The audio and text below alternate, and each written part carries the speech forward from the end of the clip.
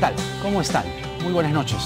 Mi nombre es Jaime Chincha y esto se llama Octavo Mandamiento en el horario estelar de Canal N.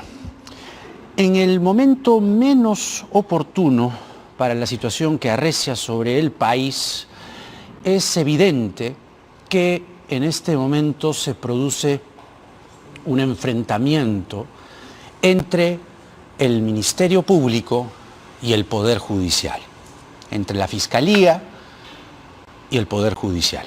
En un contexto, además, entre que tienen que ratificarse algunos jueces ahorita nomás en noviembre. ¿Qué es lo que pasa?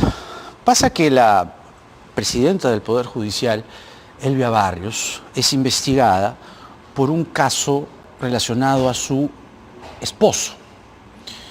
Y el magistrado de la Junta Nacional de Justicia, Guillermo Thornberry, ha emitido un informe singular que no es concluyente, pero es la base de la investigación que tiene que enfrentar la doctora Barrios. Y además, ella ha, en un mensaje televisado que compartimos anoche, sale con los magistrados de la Sala Suprema a decir que hay un funcionario del Ministerio Público que pretende atacar la honorabilidad del Poder Judicial. Se referían, según todas las coordenadas, al fiscal Rafael Vela Barba, que ha pedido la inhibición de César San Martín, que debe pronunciarse en 2 casaciones. Una relacionada a los aportes en campaña, que podrían derivar en que los juicios y los procesos a Ollanta Humala y Nadine Heredia y a Keiko Fujimori se caigan. Entonces, evidentemente, Vela está preocupado porque es una investigación que él lleva liderando hace por lo menos 5 años, o 4 si acaso. Entonces, les decía que en el momento menos oportuno para la situación que arrecia sobre el país, somos testigos de una bronca en las más altas esferas de la judicatura peruana. Sobre este y otros temas vamos a conversar a continuación con el ex procurador César Azabache. Adelante.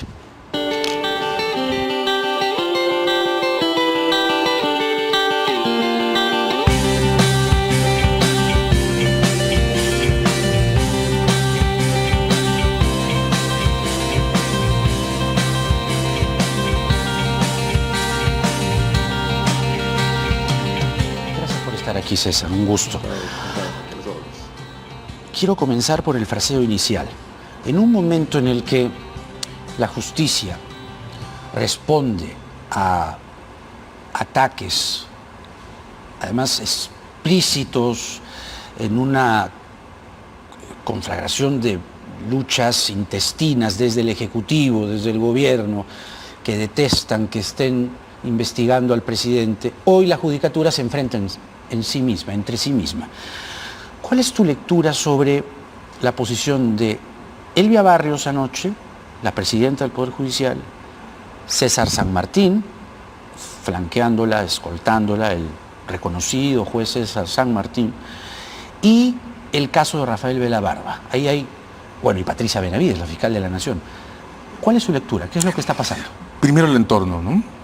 Varias veces hemos comentado aquí que estamos incubando un riesgo enorme en un sistema que se ha desbalanceado al punto que casi las únicas instituciones que funcionan son las de la justicia penal. Hemos dicho varias veces que se nos ha vaciado de contenido la ética pública y que el fundamento de las discusiones en esta área se refieren ahora al Código sobre Delitos. Bien, creo que lo que está empezando a pasar, y lo voy a decir reconociendo mi propia cuota de responsabilidad en este proceso, es que sin sistema político que contenga la escena, las discusiones legales están comenzando a producir distorsiones. Repasemos qué ha ocurrido en los debates más fuertes, últimos, sobre los casos Castillo. Y aquí esta es la parte en la que yo tengo que poner también mi cuota de autorresponsabilidad.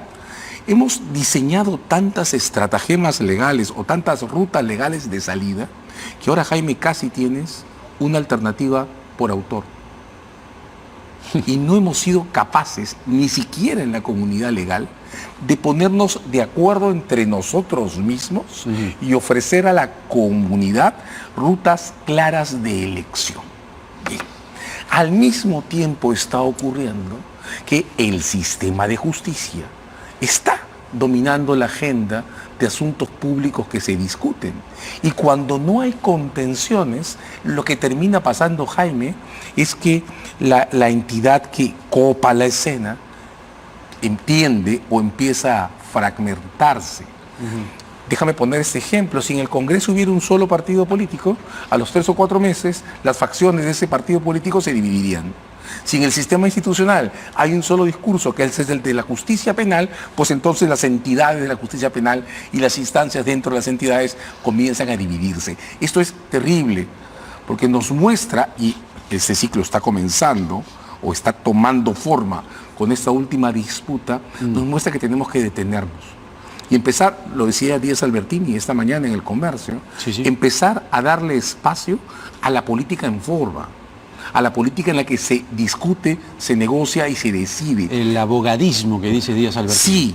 Sí. Y además me usa de referencia y creo que hace bien, porque soy parte de ese proceso. Nosotros mismos, los abogados y los profesores, que estamos multiplicando la posición de los discursos legales en una escena que es política y que debería ser institucional, tenemos que reconocer que no estamos logrando un equilibrio que canalice las opciones que proponemos y las convierta en acuerdos públicos en forma. César, para que haya un equilibrio, tiene que haber o tendría que haber una contraparte políticamente sólida. Bueno, y no la hay. No la hay. Pero ya ustedes han abarcado todo el espectro. Somos parte de ese desequilibrio. Es la misma razón por la que ahora una disputa que tendría que ser procesal entre el Ministerio Público y lo que en realidad es solo un riesgo, que la Fiscalía pueda perder en la Suprema los casos sobre el lavado de activos o la discusión sobre las reglas de lavado.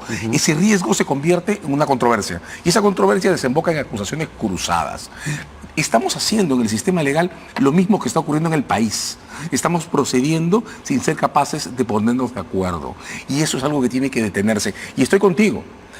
La desproporción y el desorden que están generando estas narrativas sobrecargadas de legalidad está provocando esta crisis porque no hay contención política. Pero vamos a la reflexión de el contrapeso que tú sostienes que debe existir o debería existir, y suscribo, acompaño esa reflexión, y también te agregaba yo que no hay un contrapeso en el espectro político como para decir, ok, vayamos y ocupémonos de este asunto político desde la política. No existe. Pero ahora da la impresión que en un momento en el que el presidente Castillo es investigado y la investigación debe pasar de preliminar a preparatoria, tenemos a la presidenta del Poder Judicial que sale contra un fiscal reconocido evidentemente como Vela, a decir que está protagonizando actos de intimidación contra ella. Pero si vamos al detalle, lo de Elvia Barrios tiene que ver con su esposo.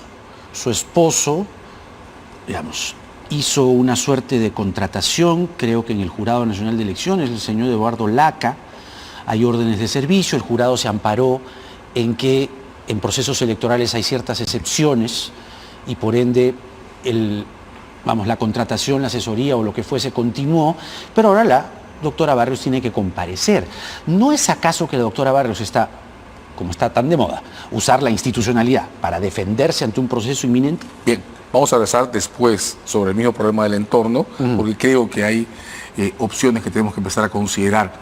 Si aterrizamos en el contenido de cada caso que está formando estas controversias, vamos a encontrar errores de varias partes. Voy a poner un ejemplo.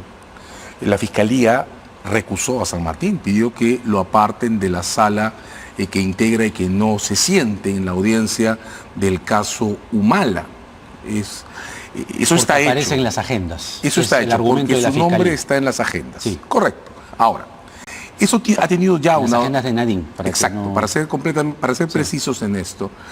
Y este no es el caso de las agendas de Nadine, es el caso del financiamiento del partido humalista. Bien, esa discusión que puede ser considerada incluso razonable. La Fiscalía no confía en uno de los jueces, pide que lo aparten. Tuvo un espacio de discusión en la Suprema sin la intervención de San Martín y la Suprema tomó una decisión. Pregunto, ¿no tendría entonces más sentido que el Ministerio Público se organice para jugar en el terreno que el judicial ya dibujó? Porque, atención, con San Martín en la cancha. Pero por supuesto, porque la Suprema ya lo ratificó. Entonces, ¿qué hacemos? ¿Recusamos a la Suprema entera porque ratificaron a San Martín? ¿O aceptamos una decisión que puede no agradar al Ministerio Público? No todos los casos se ganan, a veces se pierde, y nos preparamos para continuar. Sigo. El caso de la señora Elvia Barrios. Como todos hemos estado indagando de qué se trata y entiendo que la persona con la que se casó no es su pareja sentimental ni actualmente ni en el momento del contrato y ni siquiera convivían en ese momento. La observación está construida sobre la subsistencia del vínculo formal en un periodo de separación sin divorcio. Si esa información es correcta, puede haber discusiones alrededor de este caso, sin duda, pero tiene que haber un espacio institucional para resolverlas en equilibrio, sin que se mezclen las cosas. O sea, para ti no hay mayor problema en el proceso de la doctora Barrios, la presidenta del Poder Judicial, y ella podría salir eventualmente bien librada. A donde quiero llegar con estas dos cosas es que tenemos que empezar a discutir sobre cuál es el espacio en el que se van a decidir las cosas y aceptar las decisiones que esos espacios produzcan y dejar de escalarnos o sobreescalarnos tratando que el debate vaya sobre la decisión en sí misma. Tenemos que empezar a pensar en términos de procesos, de autoridades, de delegaciones y de resultados. Ponemos las opciones sobre la mesa. Lo hizo el Ministerio Público cuando pidió que San Martín se aparte. ¿Hay una autoridad llamada a tomar una decisión? Sí, una sala en la que no estaba San Martín. La tomó, asunto cerrado. Hay una sospecha o una duda o una observación acerca de la relevancia de esos contratos que este señor, que era pareja sentimental, ya no lo es de la presidenta del judicial, suscribió. Sí, que hay una audiencia que ya ha llamado a la Junta Nacional de Justicia para discutir sobre eso. Noviembre, sí. Aceptemos el espacio y aceptemos las decisiones. Aceptar la institucionalidad también, ¿no? Pero el juez San Martín no solamente fue requerido por el Ministerio Público, requerido para que se inhiba, por ese caso, el caso en el que aparece en las agendas de Nadine Heredia, sino por el caso de Jorge Danós, quien fue un socio de César San Martín en el estudio Benítez Vargas y Uvas, y Danós fue uno de los encargados de hacer el informe legal que sirvió para descalificar a uno de los competidores de Odebrecht. En ambos casos, la Suprema dijo, no procede. Claro, es que hay que tener en cuenta que hay determinados vínculos cuyo efecto de relación se agota en el tiempo. ¿De acuerdo? Danós está en el Echecopar, el estudio Echecopar, hace muchísimos años. Y el informe que se discute en ese caso se firma bajo el membrete del estudio Echecopar. San Martín salió del estudio UGAS cuando fue nombrado juez supremo, cuando comenzaba la transición, 2001 o 2002. Entonces, extendamos la figura. Si vamos a utilizar vínculos de ese tipo en todos los casos para mover y remover jueces, pues entonces quienes estudiaron en la misma universidad y son algunos abogados y otros jueces no podrían encontrarse jamás en los tribunales. Pues también esas discusiones tienen que tener un espacio. Mi punto esta noche, Jaime, además insisto en pedirle a quienes nos ven, lean el artículo de esta mañana de Díaz Albertini, es que ya tenemos que parar. No se trata de entramparnos permanentemente discutiendo quién tiene la razón o cómo impongo la opción en la que yo creo. Se trata de definir espacios institucionales lo más equilibrados que sean posibles, y me hago cargo contigo que el material político que tenemos no es el mejor, pero definir espacios que nos permitan tomar decisiones que sean agregativas desde el punto de vista de la sociedad. Te pongo un ejemplo. Como comenzamos, todas las opciones que hemos lanzado, digamos, Omar Cairo, yo mismo, Aníbal Quiroga, la lista sigue, Luciano López, Carlos Caro, etcétera, todas las opciones, Marilena Ledesma, Eloy Espinosa Saldaña, todas las opciones que hemos lanzado son eso, opciones. Lo que no estamos discutiendo o encontrando es un espacio para elegir con cuál nos quedamos. No solamente eso, sino que la situación política es tan grave que tenemos, como hemos hablado en el momento anterior, tenemos al Ministerio Público y al Poder Judicial enfrentados en este momento, cuando lo que se necesita es eso, coger una sola ruta y decir cómo salimos de esta crisis. Un mínimo de estabilidad y equilibrio. Y justo cuando necesitamos salir de esta crisis, se produce esta bronca. Y es el momento en el que también el Judicial y la Fiscalía tienen que reconocer su propio aporte a este conjunto de desencuentros. Hago una lista corta. ¿Cuánto le cuesta a la fiscal de la Nación, a la que he respaldado en público más de una vez, aceptar que el caso de su hermana lo tiene que ver un fiscal ad hoc que sea públicamente reconocido por su independencia e incuestionable? El daño político que puede haberse hecho, que se ha hecho al Ministerio Público en el transcurso del tiempo que hemos transitado desde esas designaciones y remociones, ya está hecho. Pero las responsabilidades políticas, a diferencia de las penales, se pueden resolver reconociendo lo que se hizo mal y corrigiéndolo. ¿Cuánto le cuesta al Ministerio Público, a la Fiscalía Especial, notar que en la jurisprudencia de los tribunales, la Corte Suprema no tiende a cerrar procedimientos por vía de excepciones, que es lo que se va a discutir en la Suprema?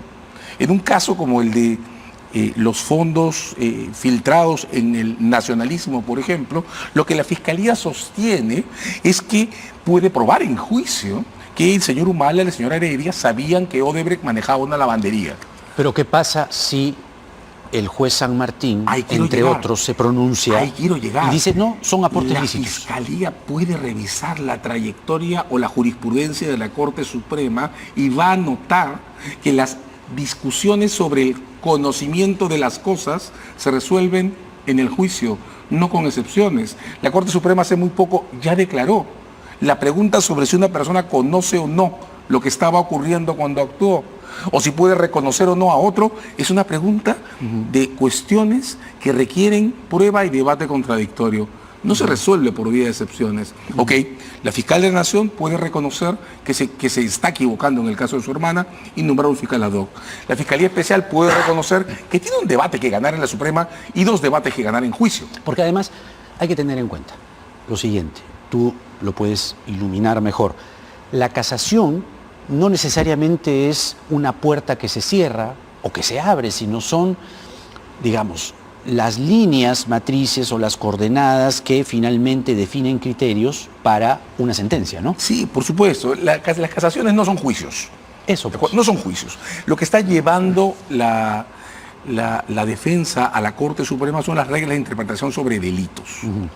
Y lo que la Fiscalía dice es que las reglas clásicas de la interpretación sobre los elementos del delito de lavado las tiene completas, que las va a aprobar en juicio.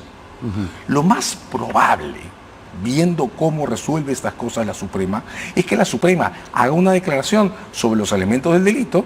Tome nota que la Fiscalía lo que dice es que puede probar en juicio que los sujetos que recibieron los fondos, hombre y mujer, sabían que Odebrecht tenía una lavandería, y si es una cuestión de pruebas, la Suprema va a decir, vayan al juicio y pruébenlo. Pero seguimos con la lista, la Junta Nacional de Justicia. Hay una audiencia para discutir la cuestión de la doctora Barrios. Bien, repetimos esa audiencia. Pero la Junta Nacional de Justicia se tiene que hacer cargo que el problema de la provisionalidad y del control del comportamiento de los magistrados no está claro en nuestro medio.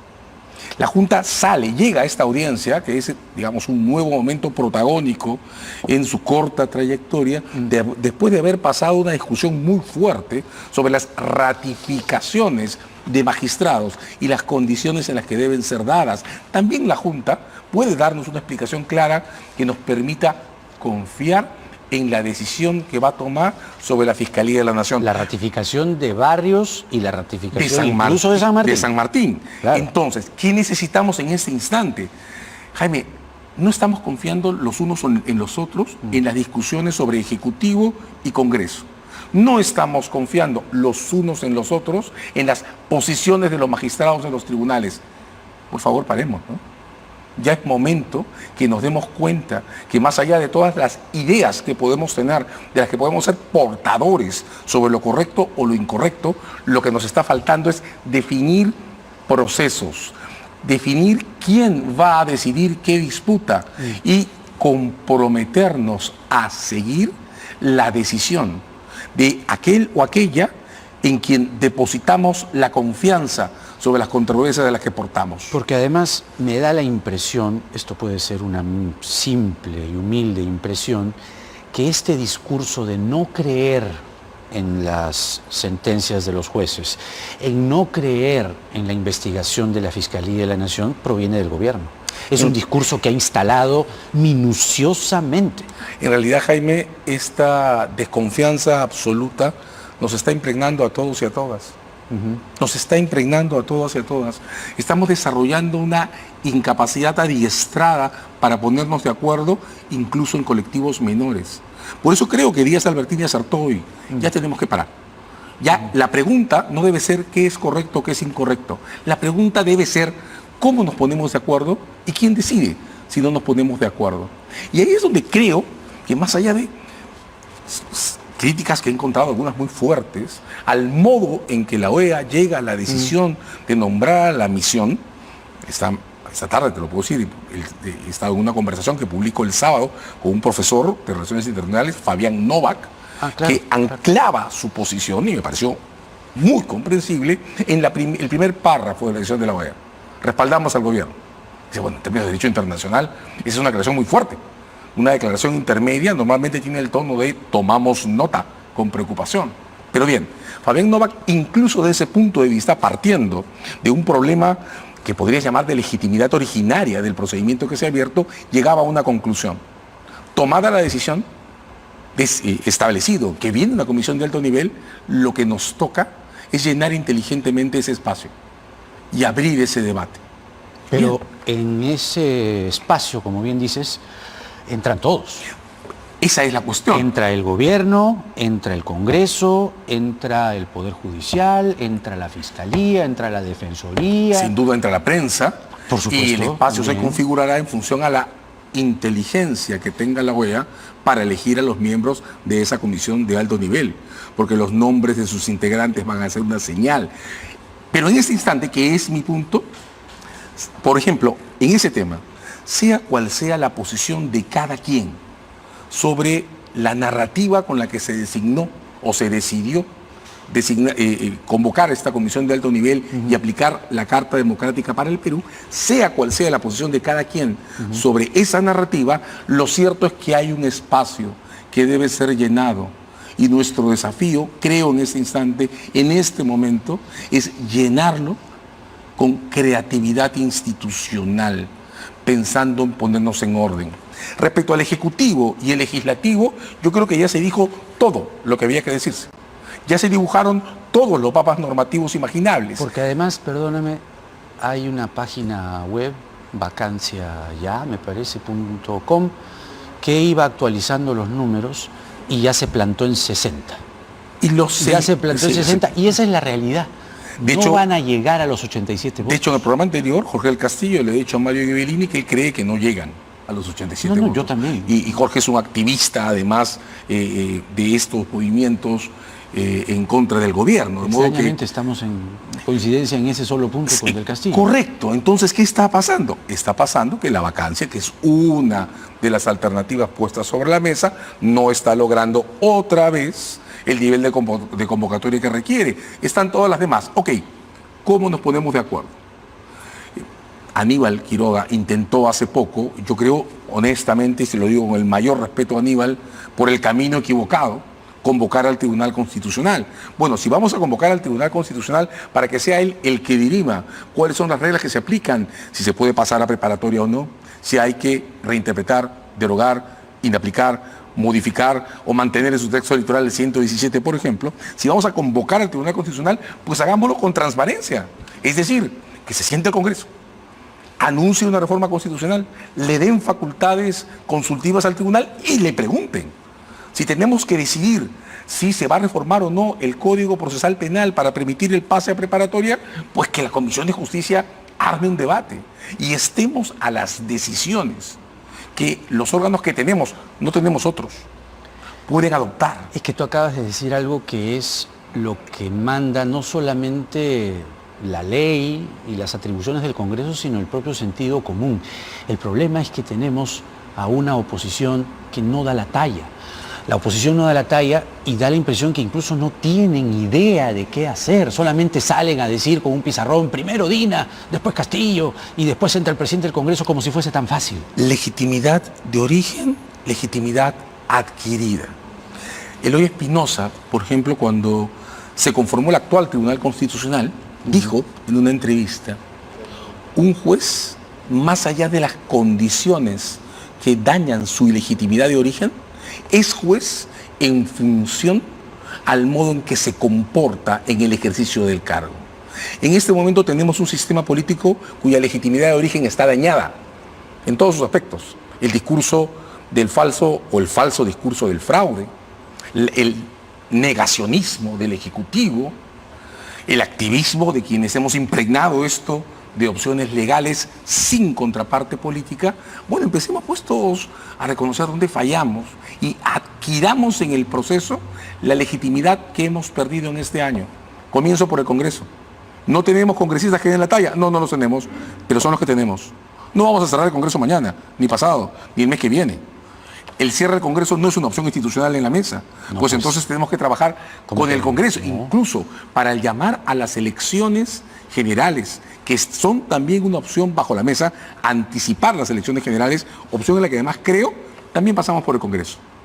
Entonces, todo pasa por el Congreso. Razón por la cual creo que el Congreso tiene que hacer un mea culpa claro, concluyente, y empezar a hacer lo que no está haciendo, abrir espacios de consenso.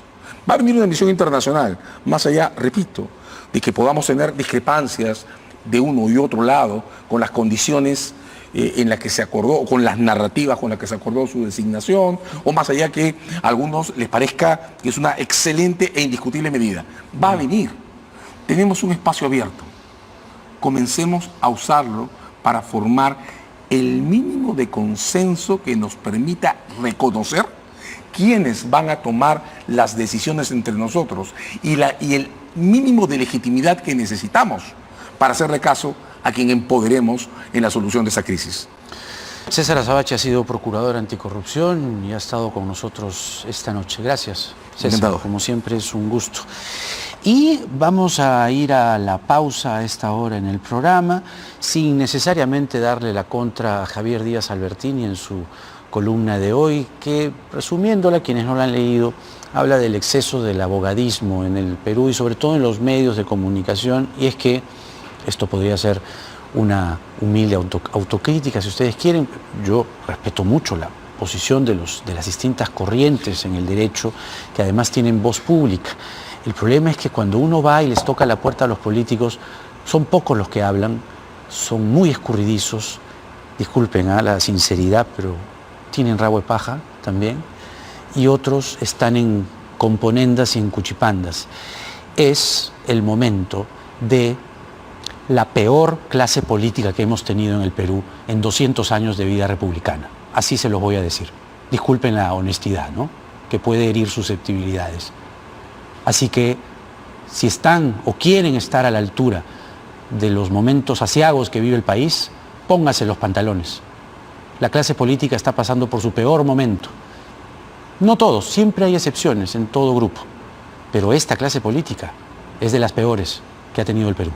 Así que los pocos que hay, las excepciones, tienen que empujar a estos señores y decirles, pónganse a leer un poco, pongan a ver algo de estrategia, a leer algo de estrategia y saquen al Perú adelante, porque los defensores del presidente Castillo, los incondicionales del presidente Castillo y el propio presidente Castillo considera que esto simplemente no existe, que la denuncia de la fiscal es una fábula, es un invento, es una narrativa de la derecha golpista. Eso no nos va a conducir a nada, el país sigue cuesta abajo. Vamos a conversar, les decía, dándole un poco la contra a Díaz Albertini en minutos con el abogado constitucionalista Omar Cairo, pero para referirnos puntualmente a lo que hizo el Congreso, que estuvo mal, y qué es lo que realmente debe o debiese hacer, porque, otra vez, todos los caminos que podrían darle una solución a esta crisis pasan por el Congreso. Esto es Octavo Mandamiento en el horario estelar de Canal N. Ya regresamos.